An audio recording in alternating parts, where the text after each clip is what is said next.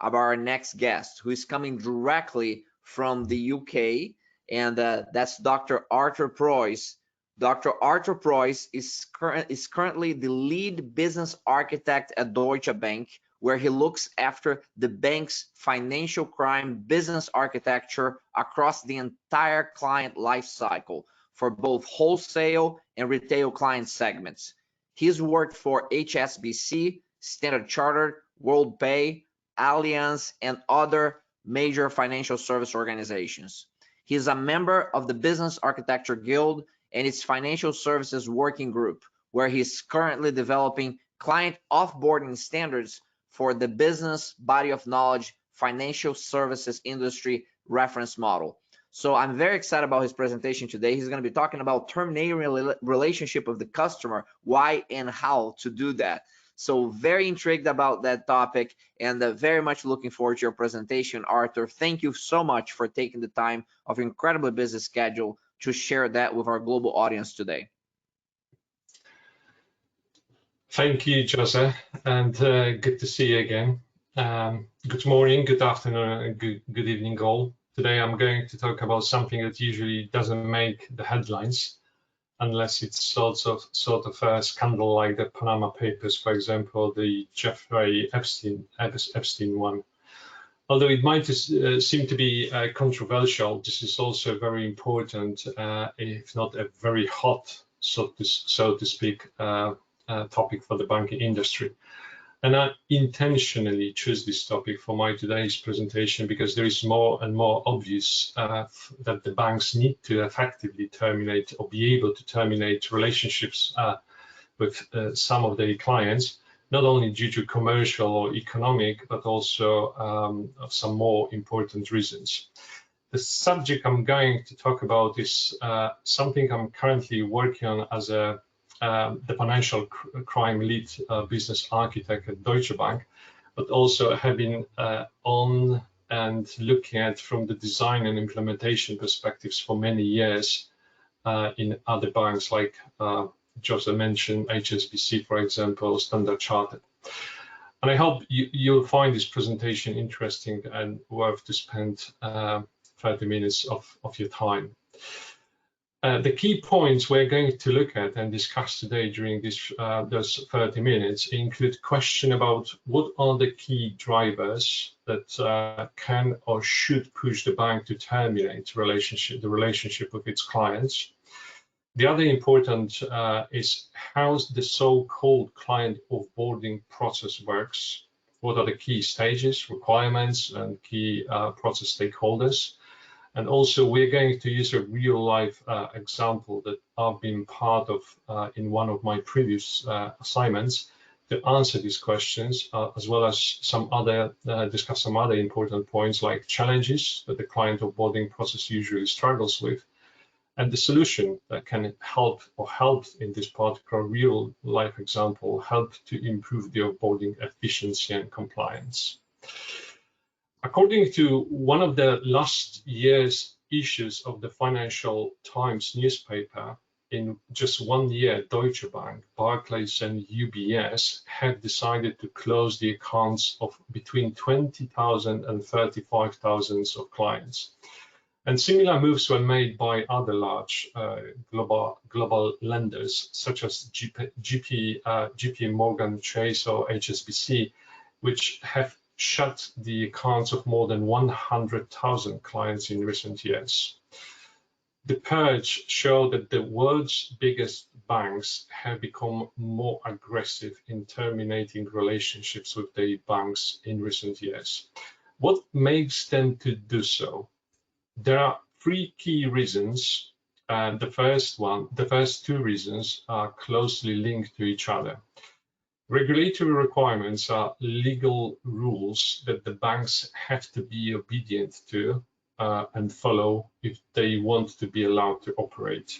Risk appetite, on the other hand, is the bank's internal rules that consider regulatory requirements, but also other circumstances like, for example, economic environment, future market perspectives, or reputation. All of those things put together can drive decisions to either enter and operate in or move out from certain regions and countries around the world. Changes to risk appetite usually impact or can impact the entire or the large part of the existing client population. Thus, the banks are very careful when making them, as they can result in significant costs required to update the risk of the client or across the client population, and can cause damage to the bank's reputation. The third cause for terminating the relationship with the client seems to be pretty straightforward and obvious. This is when the banks conclude that maintaining relationship with the client simply doesn't add up. This is when the client has, for example, set up an account or accounts, but for a while those accounts have been inactive. The bank still needs to maintain the whole time. Needs to maintain the client's data in the banking systems. It also needs to refresh it, and this obviously costs money. Regulatory compliance, on the other hand, has become in recent years a more and more important reason why the banks are taking seriously the possibility of terminating the relationship with their clients. In June 2020, the UK Financial Conduct Authority imposed a £37.8 million fine on Commerzbank's London branch. The FCA investigation covered nearly 5 years of the branch activity during which breaches were occurring.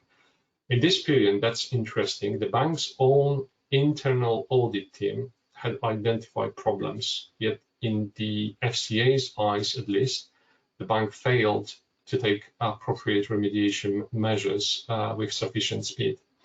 The Commerzbank case, among other things, has highlighted the importance of the offboarding processes as one of the most important money laundering controls.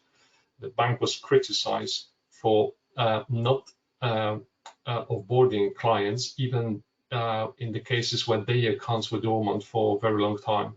This resulted in the risk of transactions taking place on those accounts of clients who had been already offboarded. The FCA found that no comprehensive documented processes or criteria existed for terminating a relationship with the existing clients for financial crime risk. The authority also stated that the bank should have had documented criteria for identifying clients that pose too high financial crime risk, and should have had adopted a uniform approach to offboarding clients in line with the risk appetite. And this is exactly, these few examples are a good reason why today we want to talk about an effective offboarding process. Client onboarding is initiated when a client does not provide, for example, appropriate requested documentation, conducts business, or is domiciled in jurisdictions that are risky concerning terrorist and financial crimes, fails a background check or an intelligence report, or as we have already said, this does not meet the bank's internal profitability standards. Offboarding is the process of simply saying, removing client records from the bank's multiple front-to-back systems where they are held. For these reasons, it is sometimes referred to as sort of reverse onboarding. Before we will talk about offboarding process details, though, it is worth to mention that offboarding can go through a few different scenarios. Each of those scenarios depend on what has triggered offboarding, whether it was financial crime or terrorism risk, or perhaps commercial reason. What terms and conditions have been offered to the client during the client relationship with the bank, and how big and complex is the client's organization. Big and complex clients with a multinational, for example, structure can be a group of entities, and the banks need to look at them from both angles. First of all, local, to ensure that the local regulatory requirements are satisfied, and also global, to understand the entire network of connections between different parts within the client group. And this is to discover and understand who is the so-called ultimate business owner in that client group.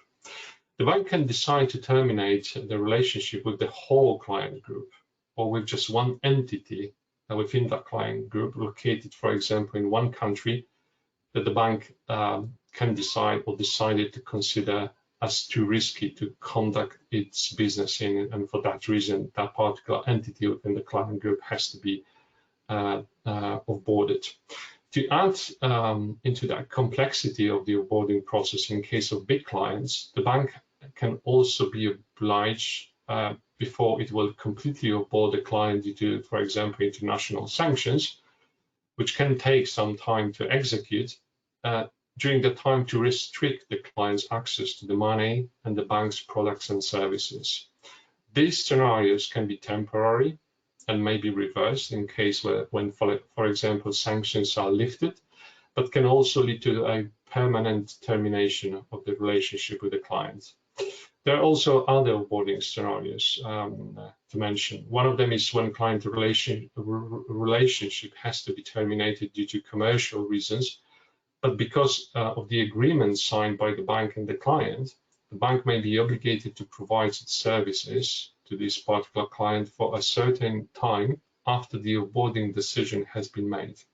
During this period, which is usually called managed exit process or managed offboarding process, some elements of the services may be discontinued, but some processes, like for example the client due diligence process, still need to be performed. What are the key challenges that the client offboarding process usually struggles with, and how they can be solved, since it is so important for the banks to ensure that they have all required controls in place to identify clients that need to be offboarded, so that offboarding process can be effective as effective as possible. We are going to answer these questions in the following part of the presentation, using as an example one of the international banks that operates across all regions. The important thing in this example we're going to talk about during the next few minutes is that we'll be talking about part of the bank that work with big corporate and institutional clients. And this is important because those clients are exactly complex clients, and both onboarding and offboarding process for those clients can be very complicated process, requiring a huge, for example, coordination effort and number of different functions, teams, and people who are required in order to ensure that onboarding process, first of all, and later offboarding process as well, if required, can be completed successfully. First, we're going to understand the context for the client onboarding process and then the process itself. And then next, we'll take a look at the key problems that the bank struggled with when it comes to onboarding process. And then finally, we're going to look at the solution, how these problems have been fixed. When offboarding its clients, the bank has to consider multiple different elements. It does not mean that the rules behind making the offboarding decisions are always clear and easy to apply. This is where the governance and decisioning framework, which is point 3 at this slide, because first 2 we already somehow discussed. This is where the governance and decisioning framework comes into the picture as a very important control and decisioning point, helping the bank to ensure that the offboarding candidates are identified when they should be, and the right decision either to offboard or to maintain the relationship can be made. In the case of big and complex structured clients, the offboarding decisioning process can also be, as you can imagine, very complicated, requiring, for example, multiple levels of the decisions or decision before the relationship with the client can be terminated. It is easy to imagine one of the most important elements of the decisioning process itself in case of client offboarding is an accurate and up-to-date data, which provides the client relationship owner and other stakeholders responsible or engaged into the offboarding decision with the true picture of the client relationship. The other important element of the bank, which the bank has to consider, especially for offboarding, is due to commercial reasons, is the client experience. Make a decision too early without giving the client another chance, and the next potential unicorn, which might be still in the initial part of its journey, will not want to hear about making the business with your bank after it will become the next Apple or Amazon. A while ago, Deutsche Bank has sent hundreds of termination letters to blue chip companies saying that the affected clients will not be able to sign new contracts with the bank's Trust and Agency Services division, which provides products such as, for example, syndicate loans or structured finance. Among recipients of that letter were also 3 hedge funds operated by Blackstone. It was a complete surprise for the world's biggest alternative asset manager, who had just signed one of the biggest real estate financings on record with a different part of the very same German bank. And this example illustrates how the offboarding process can easily become a double sword if poorly designed and executed, and how it can affect your future relationships with your clients as well. Offboarding processes need to ensure that every layer of the client footprint is ultimately removed throughout the organization. It all starts with the offboarding trigger, and as we have highlighted this already, with the decision. But once the decision has been or is made, and for this real life example, let's assume that the bank has decided to terminate the relationship with one of its big clients, the offboarding decision has to be communicated to this client first. The bank simply has to tell the client that he won't be able to use the bank's products or services anymore, or that he might be able to use them only for some time, after which the access to these products and services will be removed.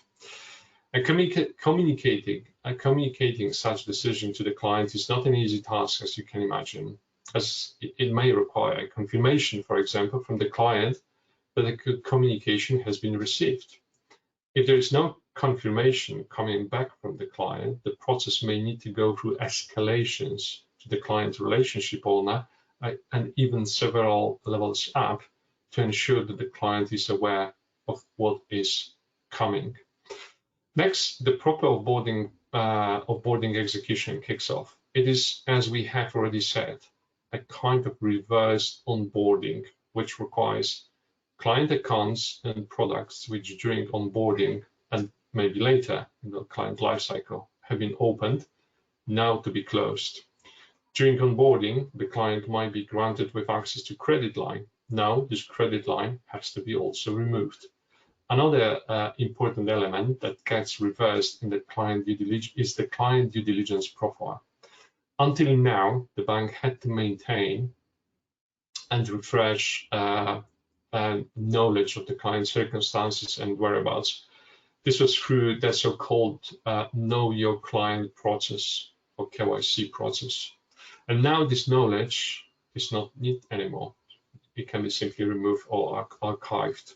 And the last thing, client reference data that is used by all other systems and processes to ensure that they understand who the client is. This data has also been removed or archived. This process, in case of commercial offboarding, where there are no financial crime-related urgent reasons to terminate the relationship with the client, can take weeks, months, or in some extreme situation caused by the terms and conditions in the client agreement, even years to be completed. The bank has to follow in order the order of events in the offboarding process, so that, for example, client due diligence profile would not be closed or should not be closed before all products and services have been closed first.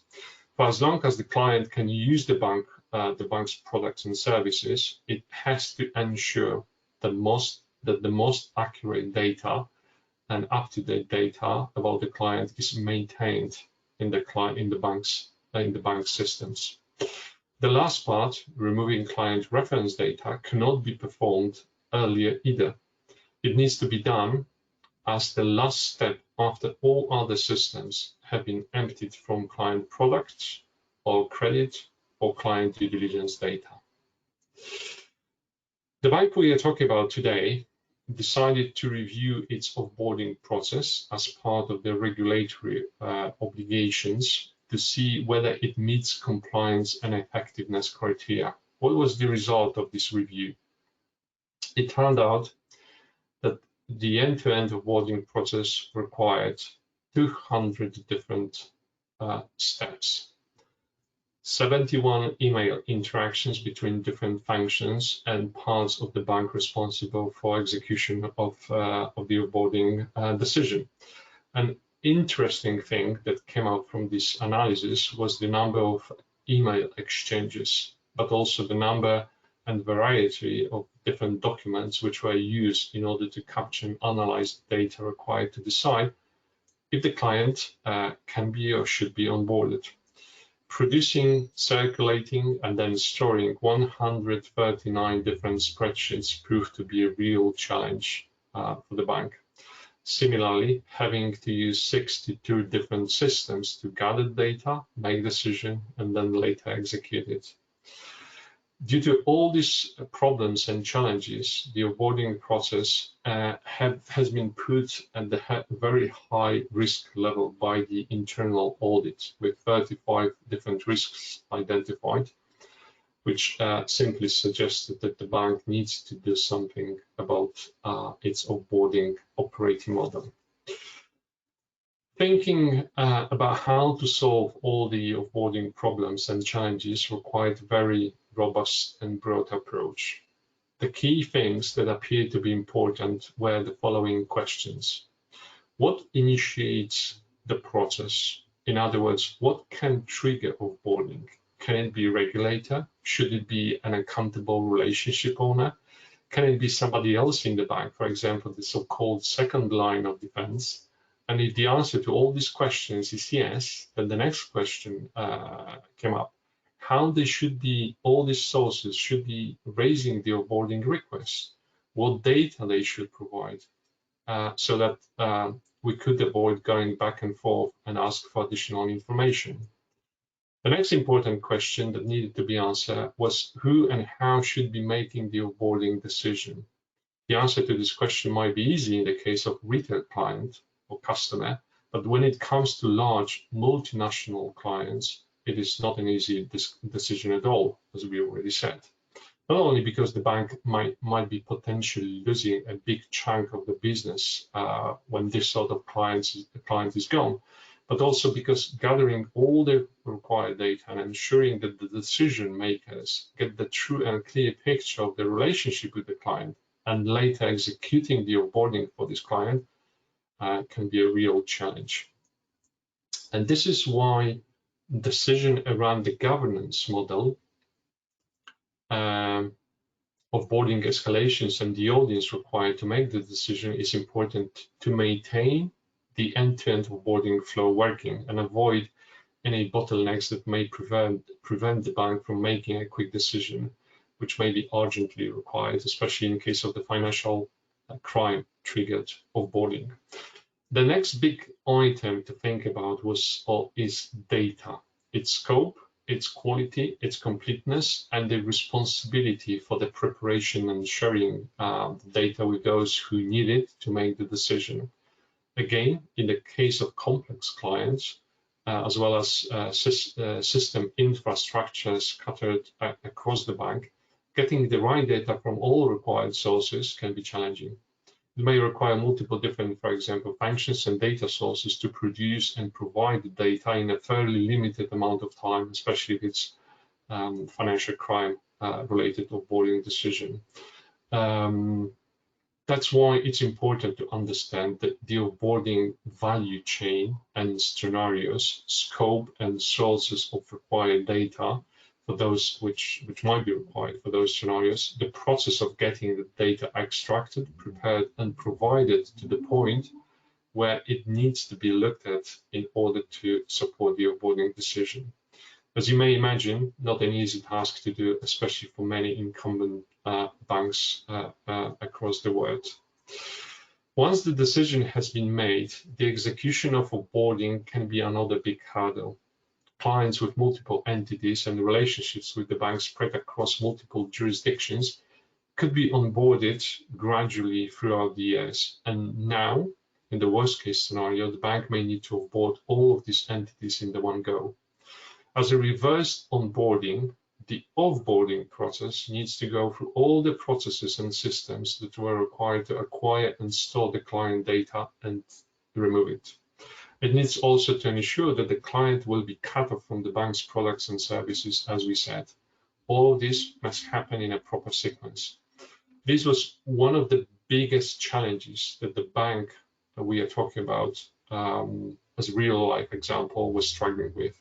The manual and poorly designed coordination of the onboarding process had been pointed as one of the biggest problems, and at the same time, one of the biggest improvements that would be welcomed and required to make the onboarding process better. Let's now see how it's been done. The end-to-end offboarding value chain was the first step towards an improved offboarding operating model. The key changes were the following. In case of data collection and analysis, the decision has been made to automate the collection of the client data. Besides the process also now caters for the data enrichment by adding required products, services, or ensuring that required products, services, and transaction information are being added to the basic client data. In case of offboarding decision, the design assumption was that having all required data and having it on time should make the offboarding decisioning much easier. Additionally, further improve to the process and ensure that in case of difficult and complicated decisions, they can be made without unnecessary disruptions and delays. Additionally, these processes should be supported by or are supported by an automated workflow, which should helps to answer the questions about whom the onboarding decision request should be provided, for example, provided to, whom it should be escalated to, what data and documents needs to be attached to this escalation, how long the case can stay with somebody, and whether it should be chased up to move it to the next stage. Onboarding communication is the interesting part of the onboarding process we've talked about, which sits between offboarding decisioning and execution. And also in this case, process automation came to the rescue. Using offboarding communication templates and sending out automatically onboarding letters has made the client communication much more effective and easier. And again, this process also is supported by the workflow system, which, by the way, takes care of any escalations of any issues that can arise in this particular part of the onboarding process. For example, in case where there is no response from the client and it should be, and that thing needs to be escalated to somebody in the bank. The next part of the onboarding process is its execution. And this part was especially important, as we said, during the target state design and implementation. If you recall, previously the bank struggled with onboarding execution for many different reasons: multiple handoffs, problems with coordination and assurance that all downstream processes do what they're supposed to do, when they're supposed to do those things, and how they're supposed to. The solution came with the so-called orchestration technology, which upon receiving onboarding execution requests, simply initiates and coordinates the execution processes following received offboarding instructions. Removing access to products and services, closing accounts, removing credit limits, closing know your client profile, and removing client reference data, all these steps are coordinated now automatically. The orchestration mechanism does not only initiates the onboarding processes, but also caters for any escalations and problems that may be that may arise or may be raised by the downstream processes, and helps to handle them by, for example, routing those requests or escalations to the client relationship owner or other process stakeholders. Moreover, the orchestration system ensures that the service level agreements established between the onboarding coordinator and the downstream onboarding processes are being followed according to these agreements.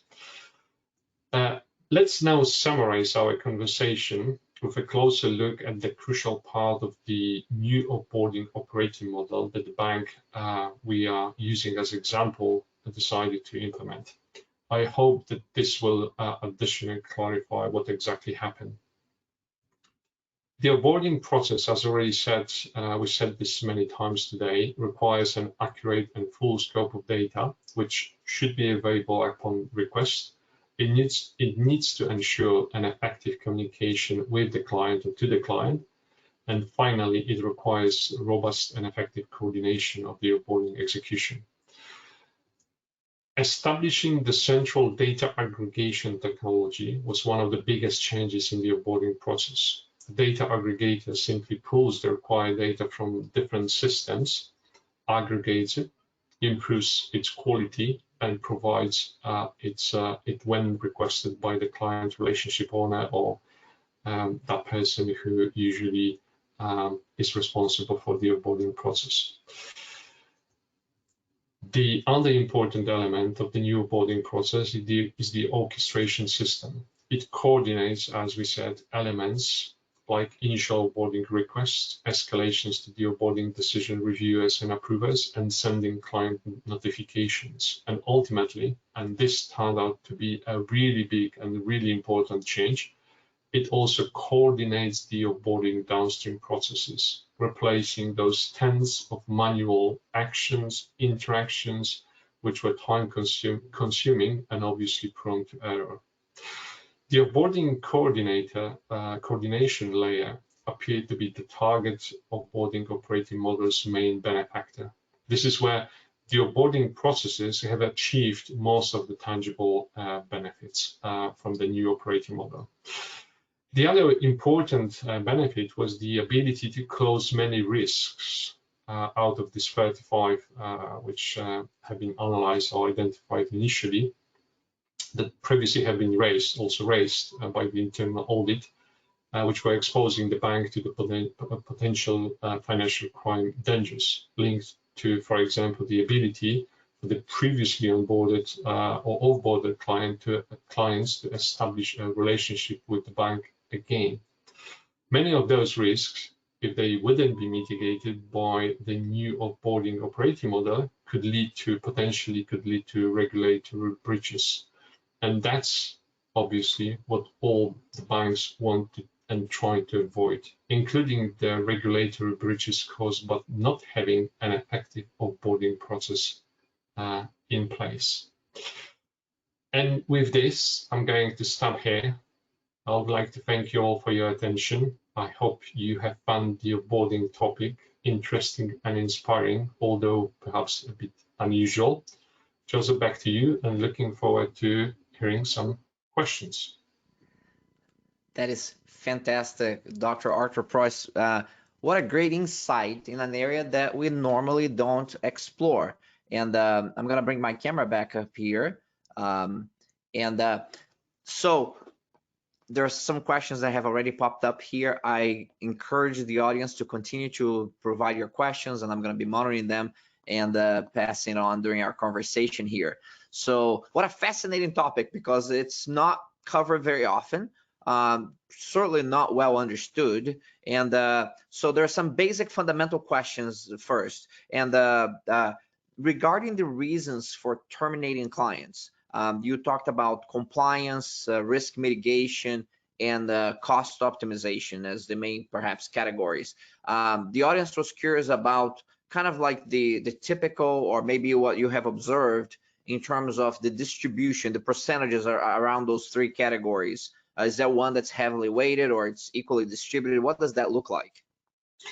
So obviously the most common, just looking at the numbers which I've used as example, the newspapers we're talking, or the news we're talking about, is the economic reason, right? Or cost effectiveness, right? Because banks, most often a common situation is where you have clients, the banks have clients which are opening the accounts and they intended using products, but later they are changing their minds, or something is just, changing their intentions, and those accounts and products are not being used anymore. So I would say that the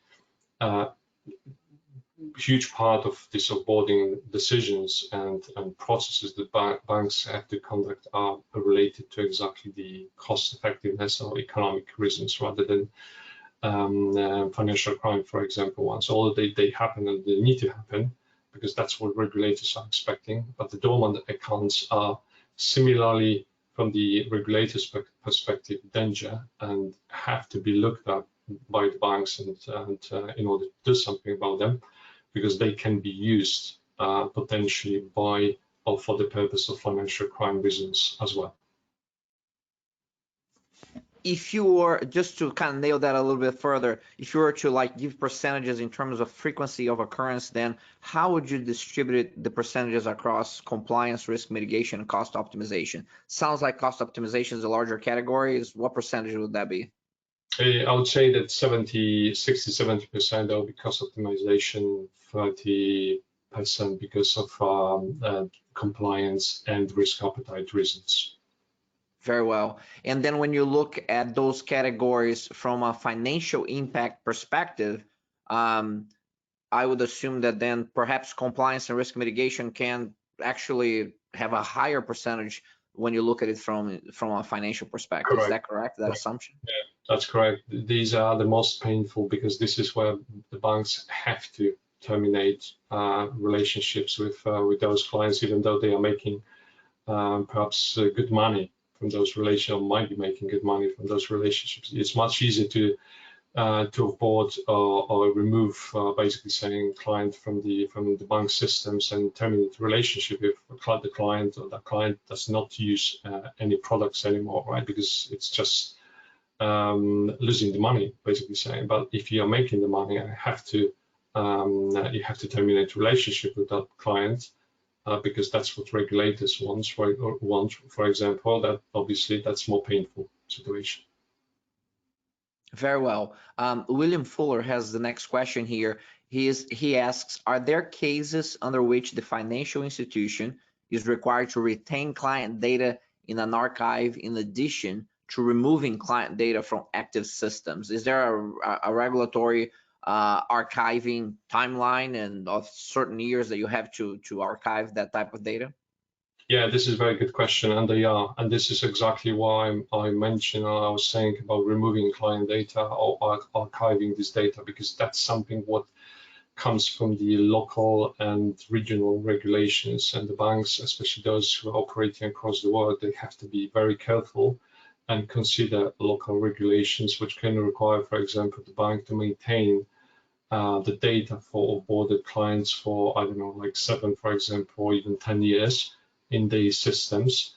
So this is something what then later allow regulator, for example, to come and perform the audit and look at the onboarded clients in order to check if the onboarding decisions and the onboarding process have been conducted or completed according to the regulatory, for example, requirements or risk appetite. So yeah, this is something what is it has to be considered as well, and obviously that is another reason why, from the technology perspective, or while thinking about the onboarding infrastructure, the banks have to consider the fact that the data will have to be maintained for some time at least in their systems. That component right there, I think it's one that it's very much like the topic of your presentation, that is critical for operations, and a lot of times people don't understand the magnitude of those activities. As one example that I have had is that with organizations that not only from a regulatory compliance standpoint, you're supposed to keep the data in digital format, sometimes for decades.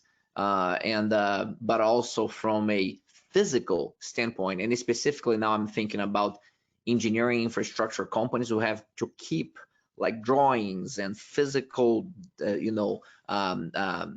data related to projects for sometimes for 5 decades in caves, like literally these are caves in the mountains, and I'm sure you know all about that. And the question that William Fuller is asking, following up on this, and I think I know the answer, but I'll ask anyway, is that do the regulatory or legal bodies refund the companies for those archival costs? Do they? No, obviously they are. No. Yeah. No, you're on your own. The cost of the business. Demand money. They can demand money, obviously, if you are not following these requirements, but they're not going to pay you for this. And this is quite an interesting topic. Topic also from the dormant, for example, client's perspective, because you may think that if there is a dormant account, it means the bank has nothing to do, and what's the reason to onboard that client? What the economic reason, or cost effectiveness reason to do that? But there's another regulatory requirement that even for dormant accounts, dormant clients, you have to, or the banks have to perform so-called know your client or KYC processes and capture and refresh on a regular basis the data or client information they maintain their system. So you may have situation that the clients are not using products, not paying even for them because they're simply not being used, but the bank still has to pay for the data, let's say maintenance, right? Client data maintenance processes. Very good, very good. Artur, the next question is quite interesting. What type of systems and mechanisms are in place to guarantee that there are no systemic discrimination going on across demographics as you're terminating these different clients? Is there a statistical analysis that's done? Is that something that people or the institutions are concerned about or not? That to prevent the reality or perception that there is some sort of systematic discrimination taking place when it comes to these terminations? So this is a very good question, and especially from the obviously financial crime perspective, the banks have to be very careful in the way how they are making a decision or even trigger onboarding process. And this is where exactly all these new technologies, AI, for example, process automation, and others are very helpful and very important because they help the banks to make the offboarding, especially offboarding decisioning process much more effective and accurate, ensuring that exactly those processes and decisions are not biased and they're made on the basis of the true picture of that client relationship, and also with a good understanding who is the client we are going to offboard, and to make sure that we are not making a mistake and we are not taking the client for as somebody who the client is not, and mistaking the client, for example, with something completely different. So this is quite important thing to do, because the clients are not only institutions, but also the people who represent or work for these institutions, because ultimately what the banks have to do, they need to understand the client from the organizational as an entity, for example, as an organization, but also they need to understand who works in those organizations, who are the key decisions makers, for example. So ultimately we talk about individuals and organizations, and this is a good point that it's quite easy if you maintain, for example, data for hundreds of big clients, for example, you have to be very careful while making offboarding decisions. And you have to be 100% sure that the client you are looking at, it can be individual, for example, and you apply sanctions, for example, to this individual, that you are looking at the right person, which you're supposed to be looking at, and not somebody completely different. Mm-hmm. That's terrific. Dr. Artur Preus, we're out of time, but what a fascinating review and deep dive on the world of offboarding. We talk so often about onboarding clients. Offboarding clients is fascinating, critically important. thank you so much for taking the time to prepare and present to our global audience this very interesting insights and very useful insights for financial services organizations. Thank you all, and thank you again, Joseph, for this opportunity. Thank you very much. Ladies and gentlemen, that was Dr. Artur Preus from Deutsche Bank on offboarding of clients. What a fascinating review, detailed review of the process that a world-class organization follows to execute on this incredibly important part of the operations. Fascinating. We are going to take a break, and when we come back at the top of the hour, we're going to come back with the final session of BTOES Financial Services Live. I'm so excited about that session because we're going to be discussing the interplay of culture and financials in assessing deal success. We're going to be looking at mergers and acquisitions, and we're blessed to have Cara Bibiani with us, from leader of global HR mergers and acquisitions at Hewlett Packard Enterprise, and she's gonna go into that journey with us. Fascinating, very much looking forward to it. Look forward to seeing you back at the top of the hour so that we can engage in that final discussion for BTOES Financial Services Live. So see you back soon.